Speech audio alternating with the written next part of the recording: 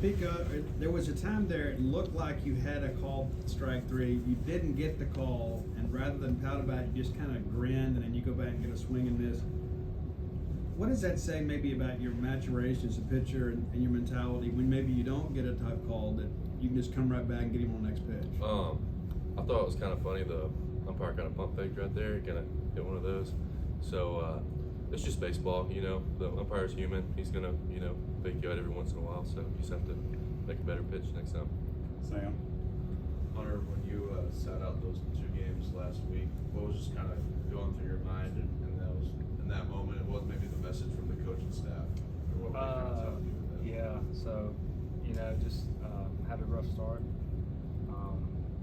Found out I was going to sit. It gave me an opportunity to work on my craft a little better and get more prepared. So when I do come in, I can play like how I'm supposed to play. So that's how I took it. Robbie? And you come back and you have 5 hits in 2 games, and you're going to all fields. And Coach talked about the day that hit, especially the double off the wall, looked like the old Hunter. How do you feel the last 2 games, getting it back out there and hitting? It's good. Just I had to find a little tweak in my swing that wouldn't allow me to do things that I normally do. So getting those 2 days off really helped me go back to it and kind of seeing the rewards of it now. Dan? Did you get an explanation on the balk call and what exactly it was they called there?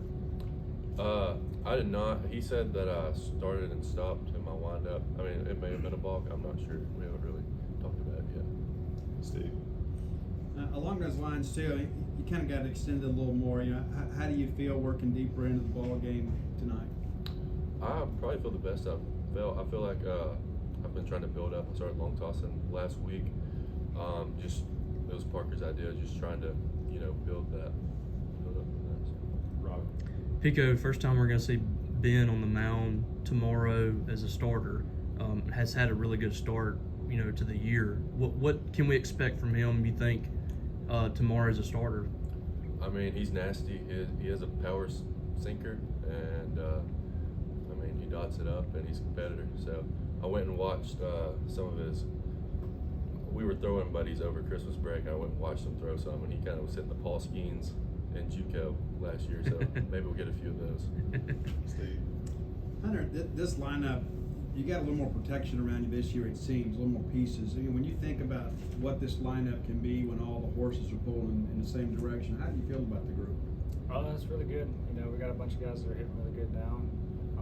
Me coming along here lately really helps pad the lineup as well. So just guys being on base, a lot of guys getting drive and run. So I think we're going to be really good. So. Dan? Pico, you had Nate Williams coming in after you. I don't know if you've been watching him or working with him at all, but he looked like he had some real nasty stuff. What do you see from him, and how's he going to impact this bullpen moving forward? He's just a great guy. He has so much ride on his fastball, and his curveball plays off of it so well. I don't know, something just clicked for him in the fall. He's been working his butt off, and his hard work's paying off. We'll do a couple more, Rob.